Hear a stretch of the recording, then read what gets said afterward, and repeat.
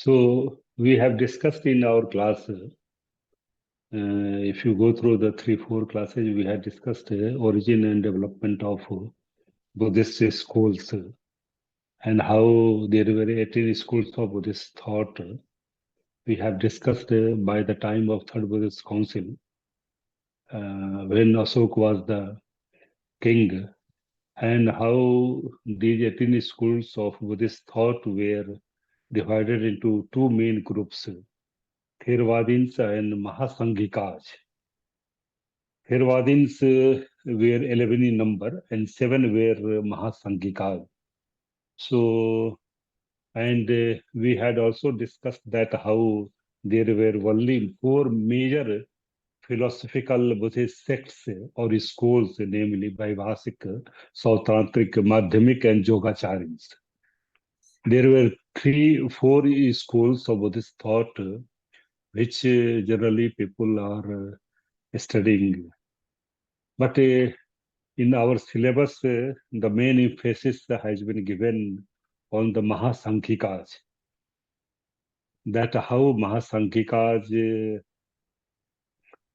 were bifurcated at the time of Second Buddhist Council, and how at the Second Buddhist Council there were great numbers of monks and nuns who made a sangha, and there were 5 propositions given by Arhant Mahadev, and these 5 propositions which were proposed by our Theravadins, they were not accepted by our Mahasanghikas.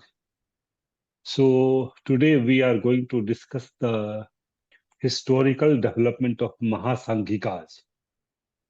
So at the time of Second Buddhist Council, the origin or the formation of Mahasanghikas were done.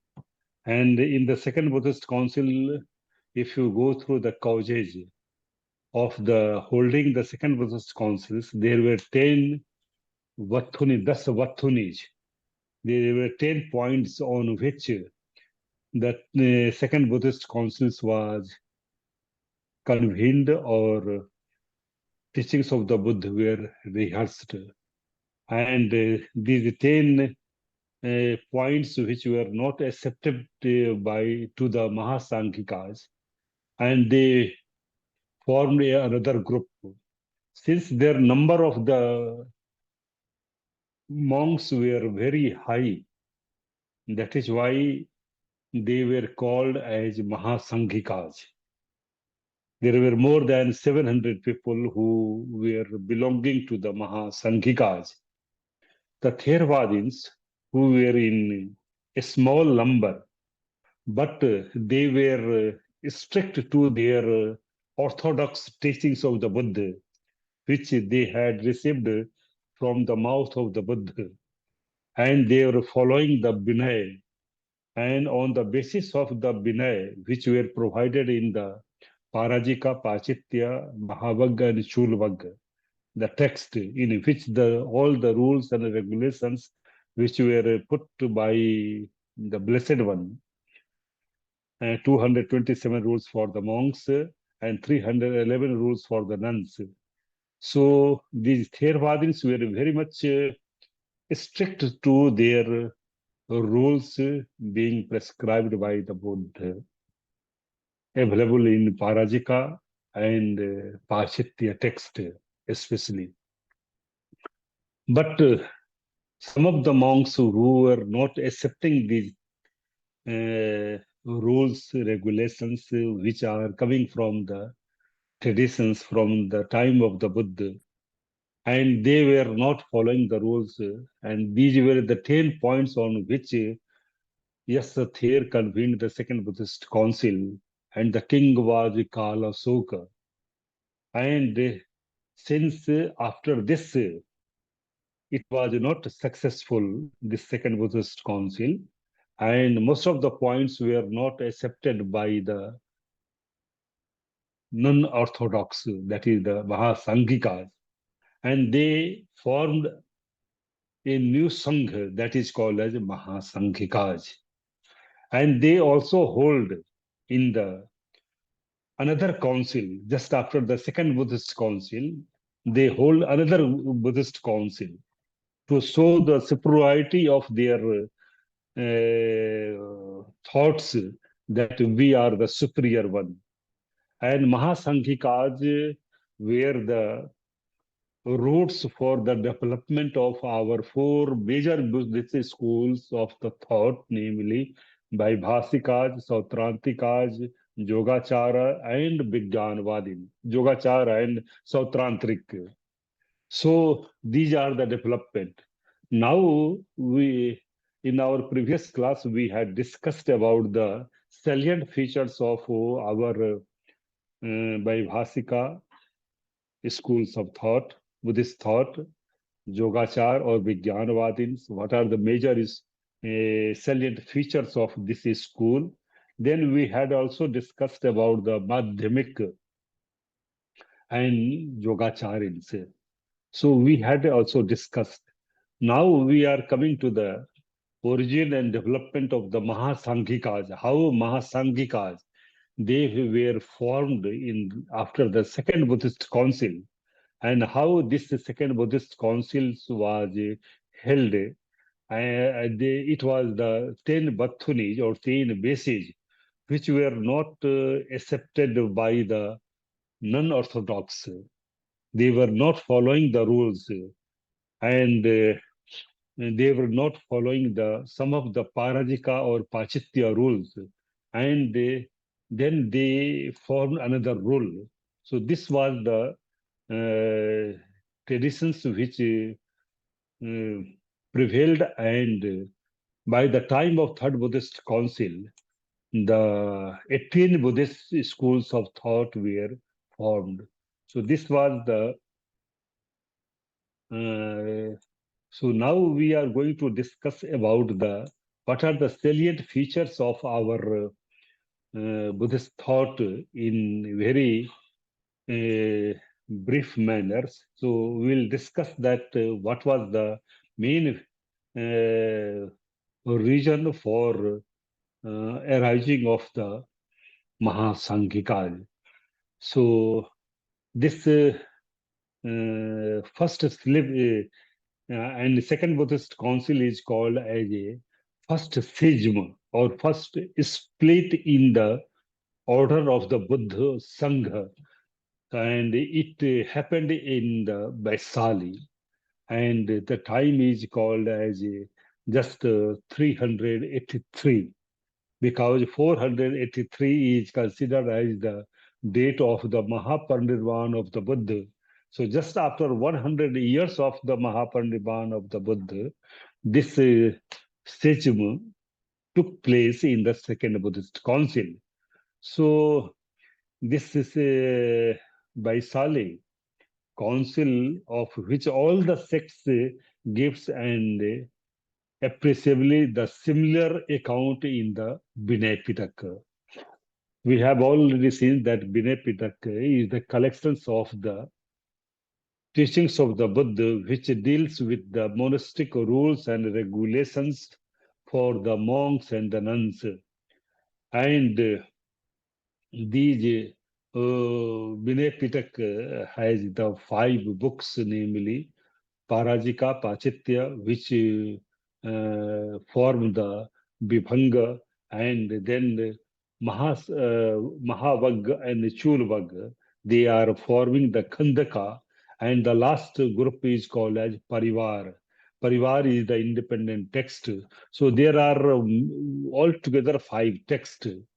So various sources, whether they are Tibetan, Chinese, or in Theravada traditions, we are having Mahavans, Deepavans, Chulvans, Sadham Sangho, which discusses about the all Buddhist sects. And they agree in explaining the great sage by the means of the 5 propositions propounded by the great monk who is known as Mahadev.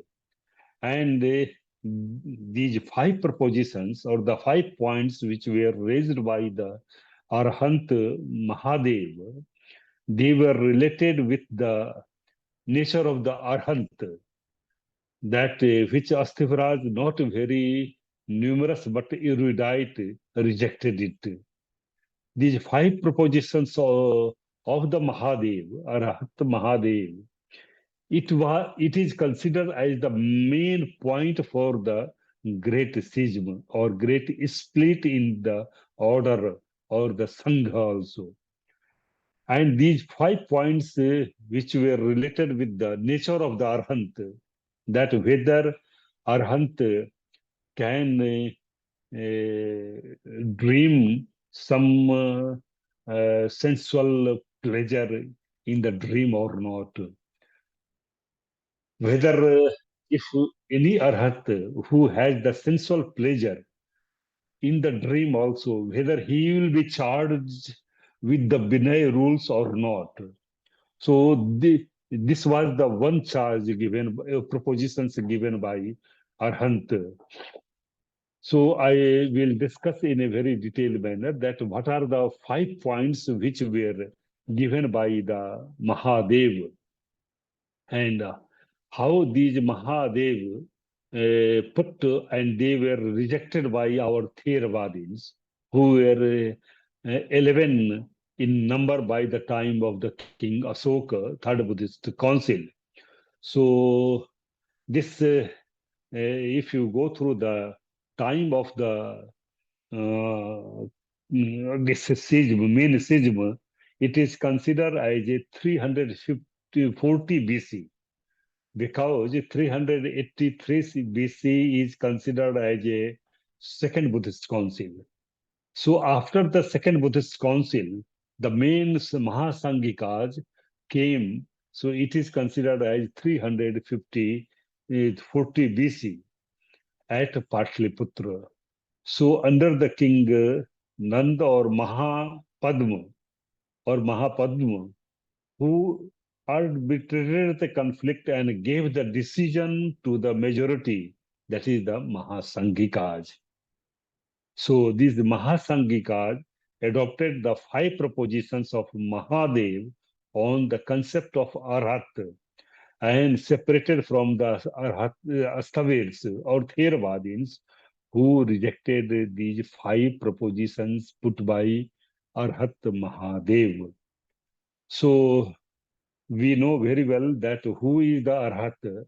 Arhat is a person who has destroyed all the cankers, asavas, namely kamasav, bhavasav, ditthyasav, or avijjasav. These are the 4 cankers or the asavas or intoxicants which make a person in this process of repeated existence again and again. So these asavas are destroyed by a person, then that stage is called as arhat. The literal meaning of arhat is that arhat is made up of 2 words, ari plus a han. Ari means in image, han means to kill. The literal meaning of arhat is that one who has killed the enemies. Here enemies are rag, dvesha, moha, or the intoxicants or the asavas, namely kamasav, bhavasav, ditthyasav, and abhijjasav. So arhat, so who can be the a good arhat or who can be a arhat? And there are 5 propositions. If arhat also, if an arhat get sensual pleasure in the dream itself, his arhatship is being seized also. So this was the point which was raised by our Arhat Mahadev. So this was rejected by Theravadins also. So again, we are discussing about the 42, the 5 points which were raised by the Buddha. One by one, we will discuss that how these 5 propositions were given by Arhat Mahadev. So this Arhat could be seduced in stream in the dream also. Arhat have the doubts also. It is not that arhat cannot be without kankha or sansay or something like that. Arhat have ignorance mainly in regard with the quality of the arhat. So this is another way of charging of these.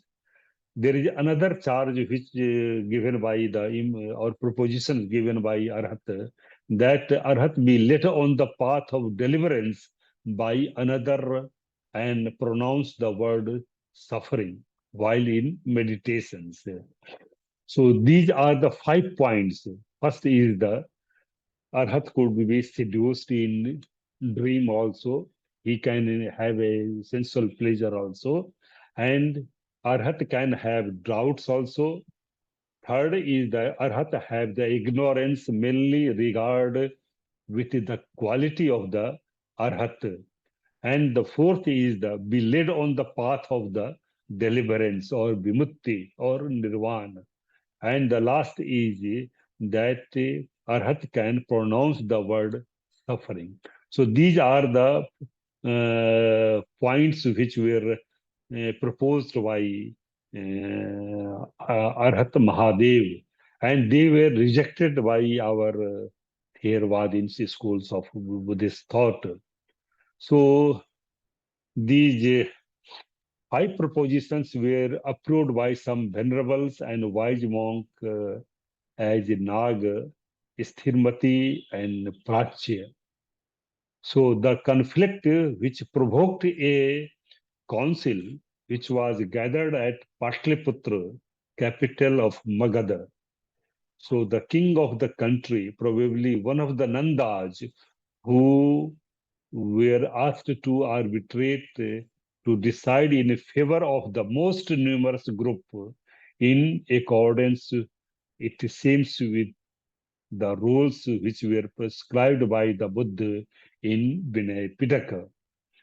So the supporters of Mahadev being in more numerous, so now the Mahadev had a great, you can say, supporters of the monk. That is why it is called as Mahasangha or Maha, and the followers of Mahadev are called as Mahasangikas. So they were the supporters of the Mahadev were very, you can say, large in number, and this owned the case and took the name of Mahasangik.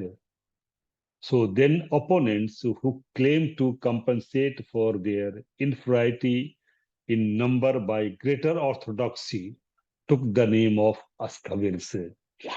So Astavirs are or Astavirvadins who are holding a school that they are holding the teachings of the Buddha coming from the traditions at the time of the Buddha or from the Theras or Astaviras or the great elders who had heard the teachings of the Buddha directly from the mouth of the Buddha and the tradition of the Astavirs. So, in that sense, they took their names as Theravadins. It is another that in the 2nd century AD, there were 9 Bapuli Sutras. Out of the 9 Bapuli Sutras, there is a one text which is called as Sadhan Pundrik Sutra. In the Sadhan Pundrik Sutra, there is a mention of the Heenyan. Here, Heenyan, which has been proposed by the Sarvastivadins or Mahayana persons, in the sense that their vehicle of getting a state of eternal bliss is the great one. Since they consider all the human beings for getting a state of eternal bliss. But in the case of Astavirvadins, they took or they generally take oneself or himself for the liberation or for the getting a state of eternal bliss. Since they think of themselves only, not for the others. In that sense, the Mahayanist claimed that their vehicle of getting a state of eternal bliss is the great one. And since they are considering the state of eternal bliss for themselves only, their aim or their goal is the limited, and in that sense it is the lower one. So in that sense it is called as Hinian. But Astavirvadins, they claim that we are holding the teachings of the Buddha directly from the traditions which were taken by the Buddha, and they, in succession of the teachers, Acharya Parampara, it is handed from one tradition, Acharyas to another Acharyas, and they are holding the Vada. So in that sense, their teachings or their thoughts are the also great one. So if you go through the proceedings of the Second Buddhist Council, which was held in Vaisali at the time of King Kala Asoka, and this Mahasanghikas who also hold their own council separately in Patliputra, just after the Second Buddhist Council. So that is why it is called as 383 is the Second Buddhist Council, and 330 or 40 is for the origin of the Mahasanghikas. So this Mahasanghikas were which if you compare all these stories which were available in the council's proceedings, it seems that Mahasanghikas first had their main seat east of Magadha. So if you go through the historical analysis, then you will find that this Mahasanghikas had their main seat east of the Magadha. But it seems to be earlier than Ashoka, because in the Ashoka time, Third Buddhist Council, which was held at Patliputra in the 230 32 BC. So from the Mahasanghikas, this the 4th century to beginning of the 3rd century BC is considered as the period of Mahasanghikas. So at the beginning of the 5th century AD, Payan also formed that there is a Vinay Pitaka and a Vidharma Pitaka at a Patliputra of Mahasanghikas. So Mahasanghikas had their own Tipitaka also, because in the Third Buddhist Council, we are holding the whole Tipitaka in three collections, namely Vinay Pitaka, Sutta Pitaka, and Abhidhamma Pitaka, which were approved by the Theravadins. But Mahasanghikas also hold their own councils in Rajgir, and they also had their Vinay Pitaka, Sutta Pitaka, and Abhidharma Pitaka. And Bhayan writes in his memoirs that at Patliputra there was a Vinay Pitaka and a Abhidharma Pitaka in the 5th century AD. These two belonging to the Mahasanghikas were available. Later on, we are not having the books or the collections of the Vinay Pitaka and Abhidharma Pitaka. So, in the beginning of the 7th century AD, Xuanzang or Huanchuang also notes their presence in the view west of the Kashmir. So there is a tradition that how this Mahasanghikas also went to our Kashmir area also. Some of the scholars like Professor Charles Wilben of Belgium, he says that after the Third Buddhist Council, when the 9 emissaries were sent to different parts of the world by the King Asoka, So Mahendra and Sanghamitra, they were such dispatched to Sri Lanka. And if you go through the route of the traveling of Mahendra and Sanghamitra, then you will find that how the Mahasanghhikas also reached to our Kashmir area or Gandhar area.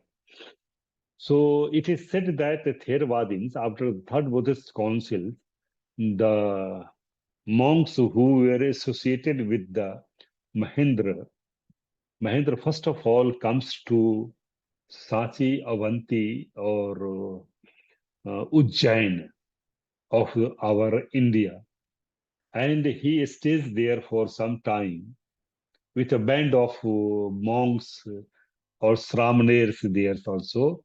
And he visits the residence of his mother Bidisa there also.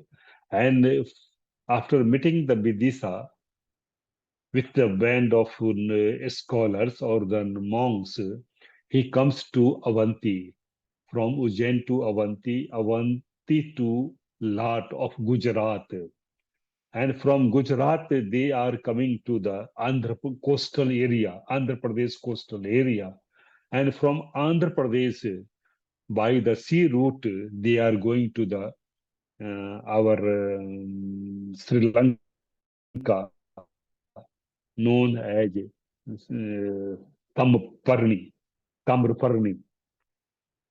And from here, there is a school which developed that is called as B.P.G.E.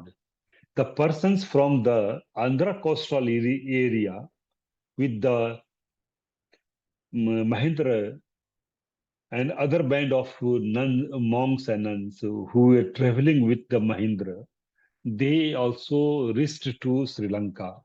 And the persons who reached to Sri Lanka, that school is called as Bibhajyavad.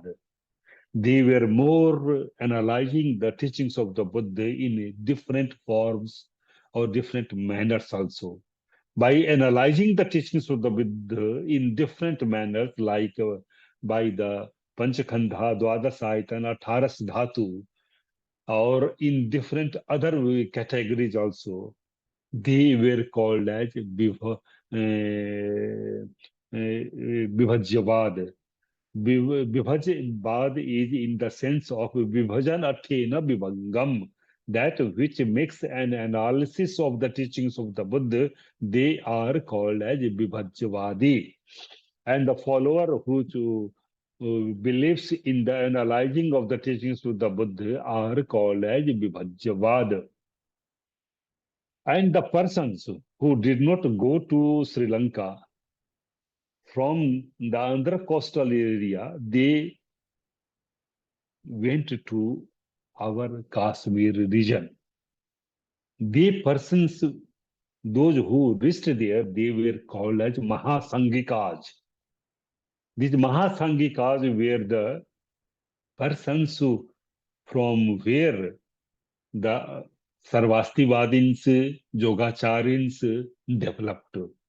So this is the view of our Professor Charles Willman, who has given this type of theory that those who went to Sri Lanka, their school of thought is called as Vibhajyavad, and those persons who from the Andhra or Coast Majhantik or Madhya Desh, the persons who went to the east side of the country, Kashmir region, and Kanishk was the king at the time of the first century AD also.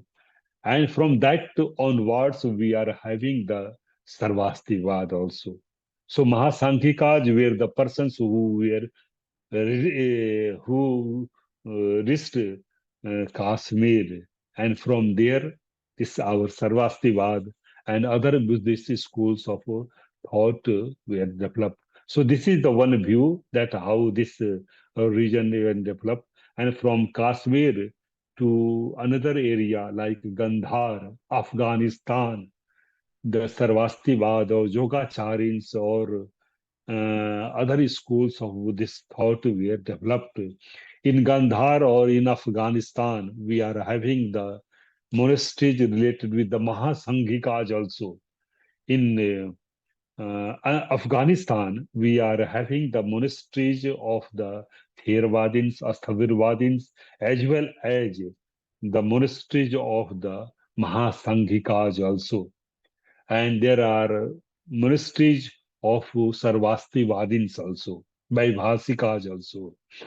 So in Afghanistan, we are having such type of monasteries also. And since there were monasteries, all the Tipitak belonging to the Theravadins or belonging to the our Sarvastivadins, they were available there in Afghanistan. In Afghanistan, we are having so many manuscripts also. So manuscripts which are available in not in Indian script, but in their own script, Gandhari script or other script. Narlas Datta has written this Vinaya on the basis of the Gilgit manuscript. These are available in 2 volumes published by Ascetic Society, Kolkata. So these 2 texts are giving the origin and development of the Mahasanghikas. So Nalnas Siddharth gives a very comprehensive history of our Mahasanghikas and Sarvastivadins also. So, this is the Swanchang, and at the end of the Ithsing also in the 7th century AD, there is a slight more complete picture about the Mahasanghikas who are found in the Magadha and in the north and south of the India. First of all, from the Mahendra and Sanghmitra, in the second Buddhist council, which was held at the time of King Akala Soka in 383 BC. So this is the consider that Magadhi is the starting point of the Mahasanghikas, and so from there they developed. But these Mahasanghikas were rejected in Ceylon also. In Ceylon, by the time Acharya Buddha Ghosh went in 5th century AD, we are also having the references of the Abhaygiri Mahavihar. Anuradhapur Mahavihar is a center for the Theravadins or Asthavirvadins, where all the teachings which are available from the tradition of the our Asthavirs at the time of the Buddha until here.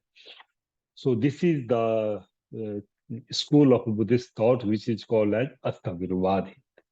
And Mahasanghikas, they were not following the teachings of the Buddha.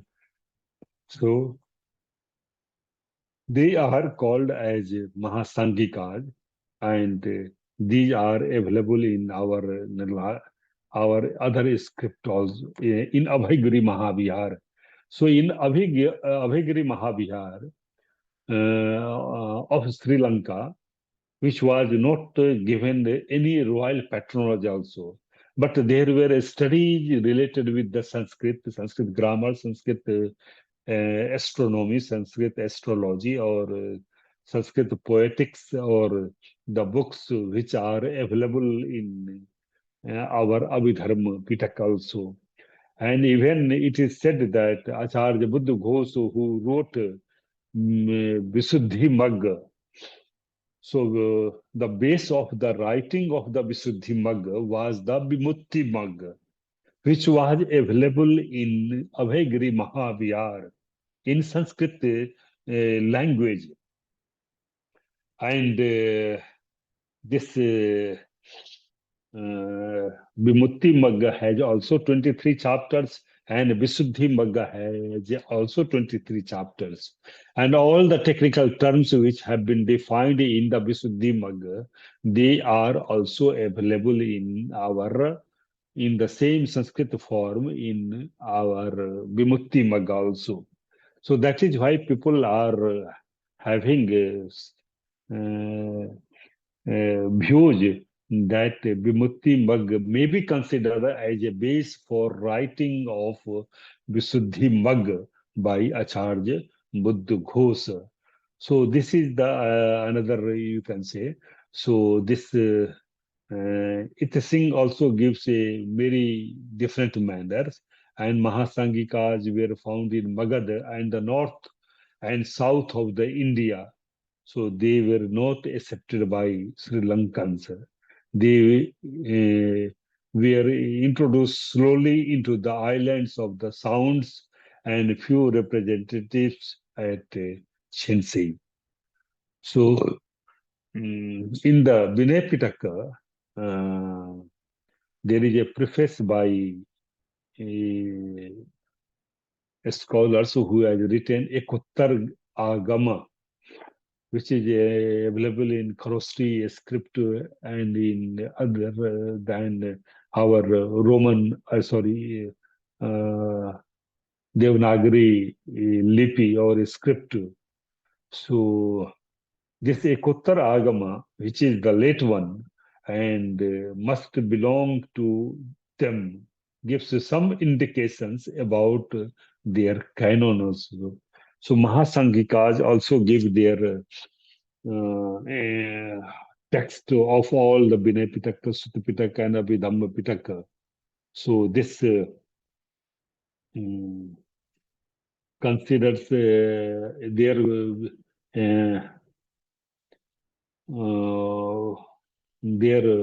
Vinay Pitaka has also five books also, and they are called as five agamas. So in Sanskrit, we are having the term of agam.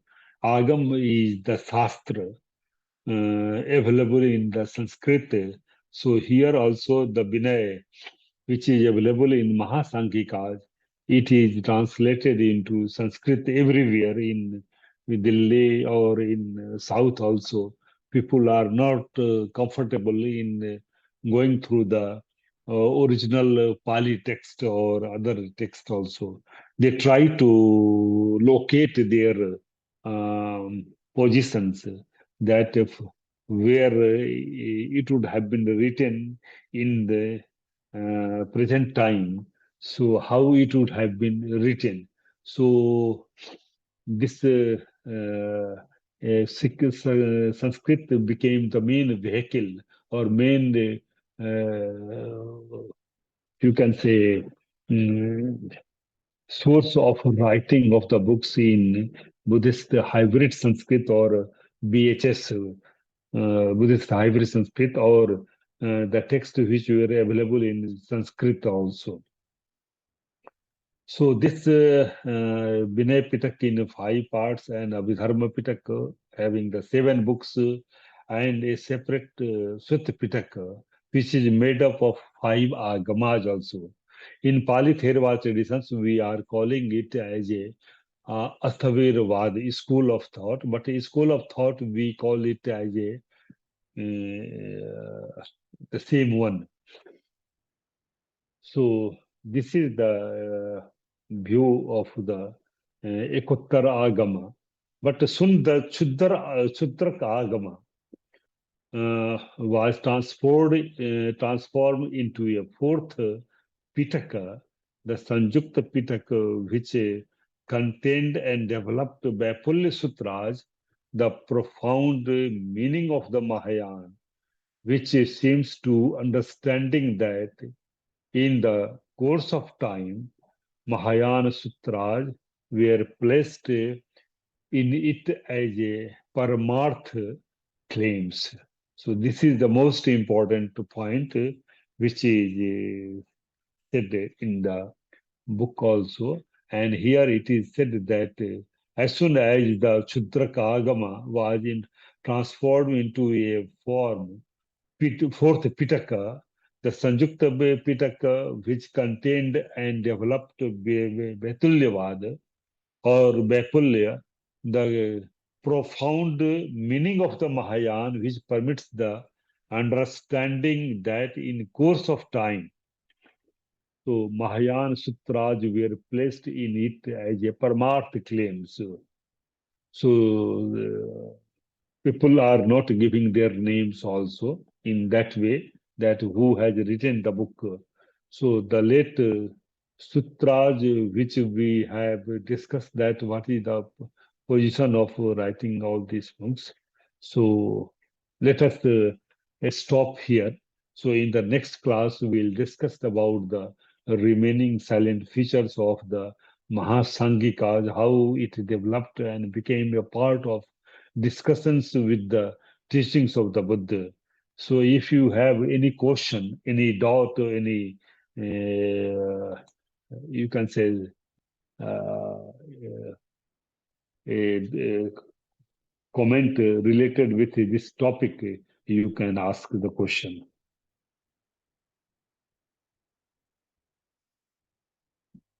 Rahul, do you have any question? No, sir, I don't have any question. So I had given you in the beginning through email on the sects, all the 18 sects, how. So kindly go through the introductory part, 20-25 pages. It gives the origin and development of all 18 Buddhist schools of Buddhist thought. And then it discusses about the Mahasanghikas, how Mahasanghikas were formed in the after the Second Buddhist Council. So you go through all these, and then we'll discuss in the next class also about the historical analysis. Then we'll discuss about the central philosophical thoughts which have been discussed in our this Mahasankhikas, and how the text Kathavattu, which is considered as the fifth book of Abhidhamma Pitaka, how it discusses the all schools of Buddhist thought, how it discusses about the Mahasanghikas. So on the basis of the commentaries available in this Kathavattu Atkatha, which gives all the names of the Buddhist thought by the time of the Third Buddhist Council. So we'll discuss the points also. What is the Pudgalvad, which which has been put by Mahasanghikas. The questions related with the Pudgal, Sachikatena Puggalo Pulhavtiti, that whether the people there is the existence of the Pudgal or permanent entity in the personality of a being in Sachikathena, in real sense, then in the our Theravadins or Astavirvadins, they say that there is no permanent entity in the personality of a being. They reject it. So this type of dialogue related with our Mahasanghikas we'll discuss in our next class also, and then we'll put our historical analysis also. So Kiko, do you have any question?